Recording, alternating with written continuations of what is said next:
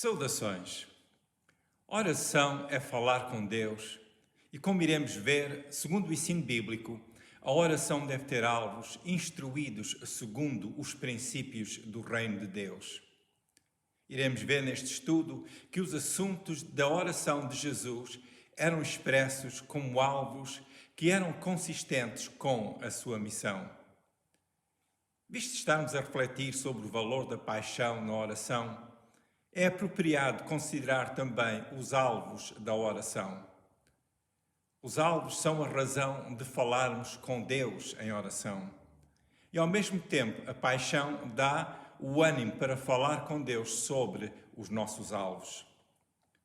Tendo em mente a relação entre a paixão e os alvos de ministério, vimos que o Evangelho de João, capítulo 17, é significativo por várias razões.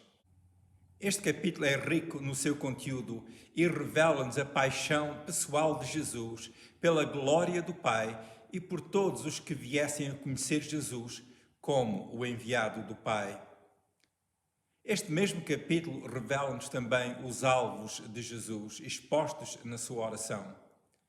Vimos neste capítulo de João 17 que Jesus, como enviado pelo Pai, que os assuntos que ele expôs em oração estavam em harmonia com o facto de ele ser o enviado do Pai. Ser enviado implica ter uma missão, e esta missão incluía os alvos que Jesus queria ver realizado no futuro. Isto é, o que queria Jesus ver como resultado da redenção do ser humano garantida pela sua morte expiatória na cruz. Mediante a salvação dos que creem e Jesus estando diante do Pai, o que queria ver Jesus cumprido nos seus discípulos, o que queria Jesus ver completado nos que através dos discípulos viessem a crer. O alvo expresso por Jesus na sua oração foi que esta sua obra tivesse continuidade mediante a plena ação do Pai nos discípulos. É bom nós reconhecermos estes aspectos, porque as nossas orações têm que ter alvos que sejam consistentes com o que Jesus fez por nós e a vontade de Deus que é realizada no seu reino. Veremos a seguir alguns dos alvos que Jesus expressou diante do Pai em oração.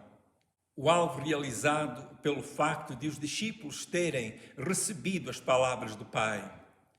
Tomemos nota do que Jesus disse acerca das palavras do Pai, conforme lemos em João 17, versículos 6 a 8. Manifestei o teu nome aos homens que do mundo me deste. Eram teus e tu nos deste e guardaram a tua palavra. Agora já tenho conhecido que tudo quanto me deste provém de ti, porque lhes dei as palavras que me deste e eles as receberam e têm verdadeiramente conhecido que saí de ti e creram que me enviaste. É interessante que nesta oração Jesus refere as palavras que o Pai tinha dado e que ele, por sua vez, transmitiu aos discípulos.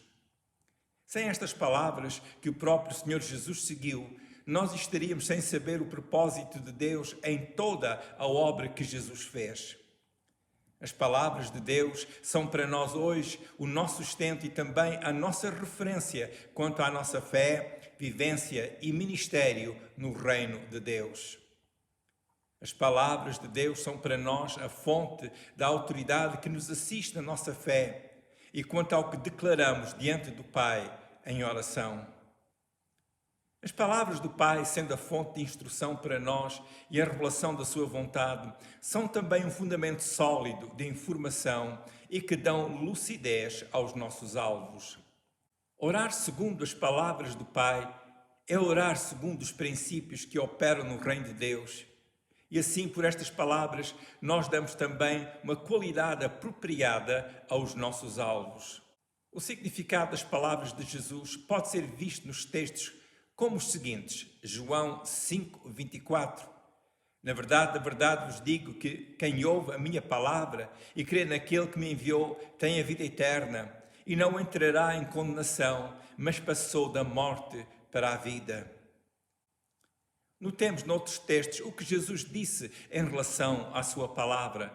Lemos em João 14, 23, que Jesus respondeu e disse-lhe: se alguém me ama, guardará a minha palavra, e meu Pai o amará, e viremos para ele e faremos nele morada. Ainda em João 15, 3, vós já estáis limpos pela palavra que vos tenho falado. Notemos que Jesus ampliou o alvo da sua oração neste campo da palavra e incluiu o ministério da palavra através dos seus discípulos.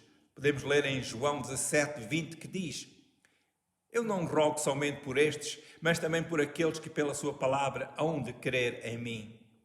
Por extensão, nós temos recebido a bênção desta oração de Jesus. Por nossa parte, oremos também as palavras de Jesus, que estas tenham o pleno cumprimento do seu propósito em nossas vidas e através de nós para com outras pessoas. Um outro alvo expresso por Jesus na sua oração referida em João 17 foi de os discípulos serem santificados no mundo. Na oração de Jesus encontramos uma revelação poderosa quanto ao impacto da santificação. Vejamos o que diz João 17, versículos 17 a 19. Santifica-os na verdade, a tua palavra é a verdade. Assim como tu me enviaste ao mundo, também eu os enviei ao mundo. E por ele me santifico a mim mesmo, para que também eles sejam santificados na verdade. Jesus pediu que eles fossem santificados na verdade, que é a palavra do Pai. Santifica-os é o pedido de que os salvos viessem a ter tal comunhão transformadora com a verdade que eles passariam a ser declarados pelo Pai como pessoas purificadas e separadas para o Pai e o seu serviço. Santificação, na verdade, é ter em nós o efeito da operação da verdade, que é a palavra de Deus. Santificados, na verdade, é viver segundo a orientação de vida que as palavras de Deus nos ensinam. Notemos que Jesus diz que enviava os discípulos ao mundo. Vimos isso no versículo 18. Como é que iriam ao mundo? Iriam com pessoas santificadas pela verdade, que é a palavra de Deus. Com pessoas resgatadas por Jesus, e porque ainda estamos no mundo, cada um de nós tem uma função neste mundo. A nossa função é continuar a falar as palavras que o Pai deu a Jesus para nos dar. Cumprimos este ministério com pessoas já santificadas e que estamos no mundo com o propósito dado a nós por Jesus. Ao recebermos, guardarmos e meditarmos nas palavras do Pai, conhecemos que Jesus é o enviado do Pai e, ao mesmo tempo, é efetuada em nós a transformação que é segundo o padrão de Deus. Notemos que em João 17, versículo 19, o Senhor Jesus disse que se santificava a si próprio. Jesus já nasceu santo. Por que disse ele estas palavras? Ele de santificar-se a si mesmo. Em termos bíblicos, a palavra santificação significa separação para o alvo de Deus. Algo só é santo quando é consagrado a Deus. Isto diz-nos que Jesus, de sua livre vontade, consagrou-se à obra que Deus Pai o enviou a fazer. Nesta consagração voluntária para fazer a vontade do Pai, Jesus santificou-se. Este é um assunto muito importante nesta época em que vivemos. Esta santificação, sendo algo real, por causa da verdade da palavra de Deus, será como um testemunho que os discípulos não necessitarão de enfatizar muito, pois esta mesma santificação será evidenciada pela própria vida dos discípulos. O facto de em todo o mundo, nesta época, haver a evidência da ansiedade, de um aumento de violência doméstica e de outros tipos de comportamento desregrado, diz-nos que a santificação é assunto importante na nossa reflexão diária. Sendo enviados como pessoas santificadas ao mundo que sofre o efeito do mal em formas cada vez mais desmedidas, como discípulos podemos dar assistência aos que sofrem o mal imposto pelo próprio diabo. A nossa oração dentro deste tópico da nossa santificação é a expressão de quem está consagrado e equipado para fazer uma obra de luz no mundo que está envolto pela escuridão da maldade. Um outro alvo expresso por Jesus na sua oração foi o da união entre os discípulos. Jesus pediu também na sua oração para que os seus discípulos fossem um como ele era com o Pai. João 17, versículos 21 a 23 diz: para que todos sejam um, como tu, ó Pai, o és em mim e eu em ti, que também eles sejam um em nós, para que o mundo creia que tu me enviaste. Eu dei-lhes a glória que a mim me deste, para que sejam um, como nós somos um. Eu neles e tu em mim, para que eles sejam perfeitos em unidade, e para que o mundo conheça que tu me enviaste a mim e que tens amado a eles como me tens amado a mim. Jesus pediu ao Pai que os discípulos fossem um com ele e com o Pai. Este princípio também expressa santificação. Esta união seria a expressão de os discípulos estarem juntos em Jesus e, nesse estado, darem testemunho real e eficaz de Jesus. Seria um aperfeiçoamento de tal qualidade que o mundo poderia entender que Jesus era o enviado, como diz João 17, 21. Por esta união, o mundo conheceria que os discípulos são amados pelo Pai, como diz o versículo 23, que diz: eu neles e tu em mim, para que eles sejam perfeitos em unidade e para que o mundo conheça que tu me enviaste a mim e que tens amado a eles como tens amado a mim. Em outras palavras, Jesus pediu que os próprios discípulos fossem a evidência do que é estarem unidos com Jesus e como ele era um com o Pai também. Esta união seria um testemunho da obra do Pai nos discípulos, algo que seria observado pelo mundo. O mundo iria encontrar algo de Deus na união que os discípulos nutrissem entre si. Esta é uma boa oração para fazer ao Pai. Pedir ao Pai que sejamos a manifestação da mesma união que havia entre Jesus e o Pai. Oremos que, pelo poder das palavras do Pai e que Jesus transmitiu a nós, haja tal operação em nossas vidas que esta união entre os discípulos de Jesus seja um tipo de testemunho que o mundo não consiga negar. Oremos que o poder da união, conforme foi manifesto por Jesus, seja também manifesto em nós, para que o mundo saiba que Jesus foi enviado pelo Pai.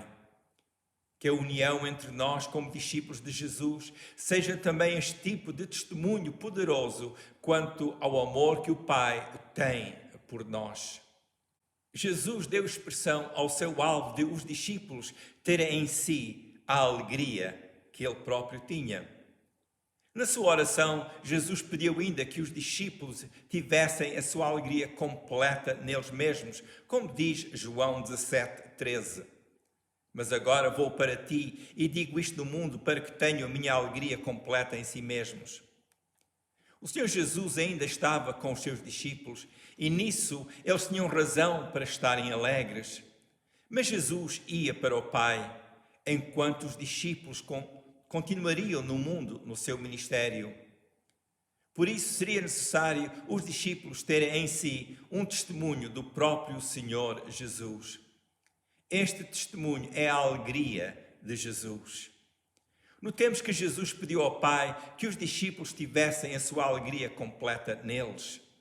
Isto indica-nos que havia uma certa qualidade ou dimensão de alegria que os discípulos ainda não tinham. A palavra completada neste texto, e segundo o texto grego, significa estar plenamente provido de alegria. Implica estar consumado nesta alegria. Esta alegria seria uma fonte sólida de sustento para os discípulos que depois iriam pelo mundo levando a mensagem de Jesus. Perante os desafios que viessem a surgir, a alegria de Jesus seria uma realidade eficaz que as circunstâncias do mundo nunca poderiam abafar. Quando no mundo as aflições apertam, a alegria de Jesus, estando completa em nós, será uma fonte de ânimo para nós. A raiz da palavra alegria conforme ocorre no texto grego, expressa o sentido de estar ciente da graça de Deus. Esta é a alegria que tem a sua raiz no conhecimento de que a graça de Deus é segura, é ampla e que nos rodeia constantemente. Jesus disse ao Pai que fazia esta petição no mundo. Por esta razão, enquanto nós nos encontramos neste mundo, esta é uma boa oração para fazer ao Pai. Oramos ao Pai que a alegria que Jesus tinha aqui na terra possa encher-nos e transbordar. Oremos que a alegria de Jesus possa ser sempre uma realidade e sempre efervescente. Como devem estes alvos de Jesus inspirar as nossas orações? Estes alvos alimentam o nosso conhecimento acerca do sentir de Jesus a nosso favor. Alimentam o nosso conhecimento acerca da visão que Jesus tinha quanto a nós e que também expôs diante do Pai. Estes alvos inspiram-nos a fazermos as nossas orações por nós mesmos e pelo o que fazemos seguindo este mesmo modelo de Jesus. Neste estudo vimos que a paixão da oração é mais que entusiasmo. O entusiasmo é bom e, neste caso, ligado a alvos certos, faz com que as nossas orações sejam o que sentimos e o que desejamos ver realizado no reino de Deus.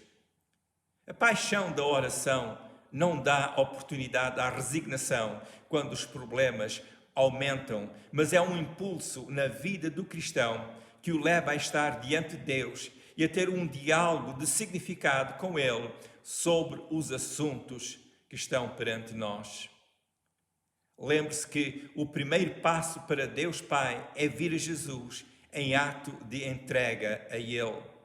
Como diz João 14, 23, aos que recebem as palavras de Jesus, Ele e o Pai vêm e fazem nessa pessoa a sua morada.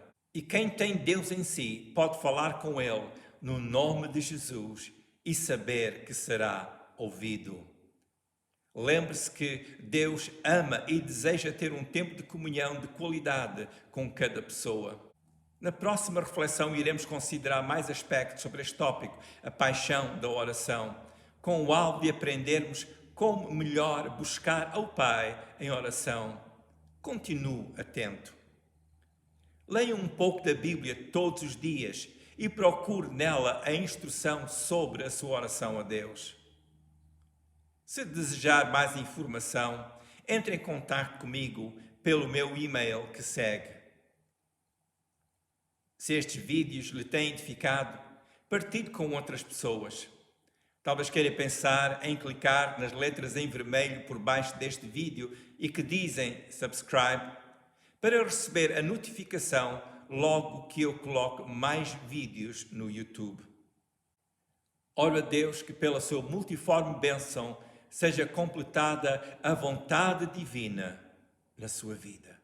Se quiser ver os vídeos anteriores, vá ao YouTube, ao canal com o meu nome, Manny Bessa.